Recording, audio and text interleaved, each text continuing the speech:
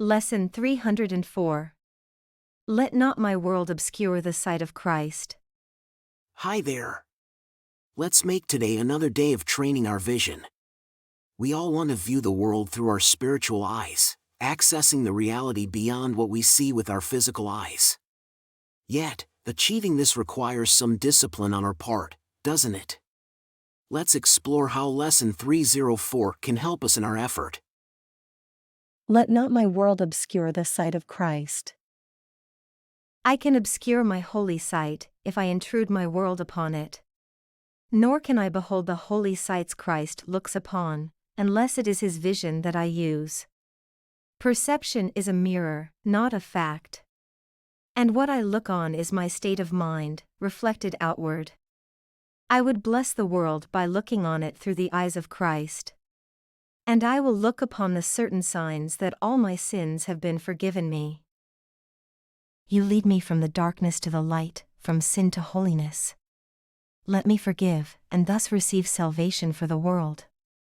It is your gift, my Father, given me to offer to your Holy Son, that he may find again the memory of you, and of your Son as you created him. In other words, on our journey through this channel, or through other resources dedicated to A Course in Miracles, we've encountered this concept multiple times. There are two worlds. One is seen with our physical eyes, and the other is revealed by our spiritual eyes, seen through the eyes of the Holy Spirit, which we might say resides within our heart. Lesson 129. Beyond this world there is a world I want. We've also learned that we can see only one world at a time. Lesson 130. It is impossible to see two worlds. Choosing to root ourselves in spiritual vision can sometimes require significant effort. It can feel as though our old way of seeing battles to pull us back. Or perhaps people around us seem to tempt us into reverting to familiar perceptions. Perception is a mirror, not a fact. How powerful is this statement? When we embrace the idea that perception is a mirror, not a fact, we empower ourselves to examine our state of mind and take full responsibility for our perceptions. As the lesson says, What I look on is my state of mind, reflected outward. we might grasp this concept intellectually, but the challenge is to make it a habit, to view the world as a mirror of our inner state, reflecting our own feelings and mindset.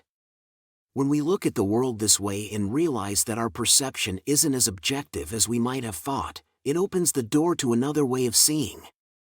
We can perceive the world through the eyes of Christ, and as we do, our holy sight blesses the world. Let's not limit our perception to the mere surface of appearances, burdened with mistakes, suffering, and fears.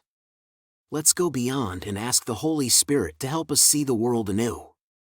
We can then recognize the clear signs that all our errors are forgiven and only love, light, and holiness shine through.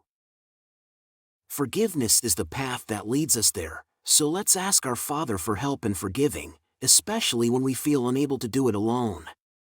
As we forgive, remembering that ultimately, there is nothing to forgive, we open ourselves to the salvation of the world.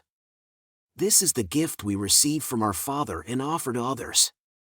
It's through this process that we rediscover the memory of God and of His Son as He created Him. Let not my world obscure the sight of Christ. Let not my world obscure the sight of Christ.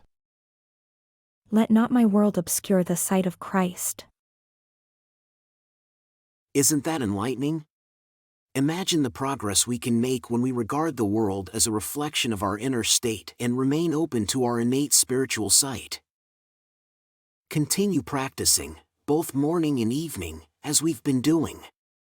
Make it a point to revisit today's idea every hour. If ever you sense the chaos of the world clouding your awareness, gently remind yourself, Let not my world obscure the sight of Christ.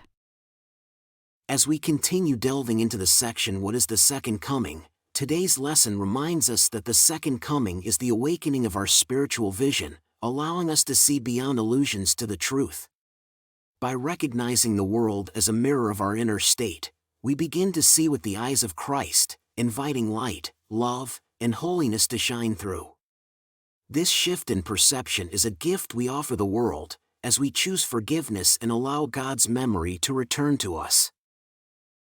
But if you haven't watched the introduction to this section, you can find a link on your screen at the end of this video or check the video description below for the link to section 9. Let not my world obscure the sight of Christ.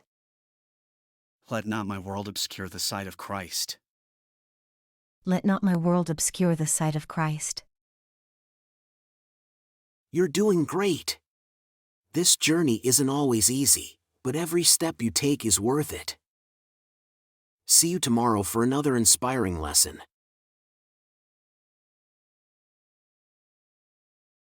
Quick note before you go. Let's take a moment to appreciate the generosity of those who have supported these videos. It's their contributions that make these daily lessons possible. Please consider joining them. And thank you for being a part of this community of miracle workers. There's a lot of love behind these videos. If you enjoyed what you watched, please give it a like and leave a comment. And don't forget to subscribe and hit the notification bell. We have a new lesson every day.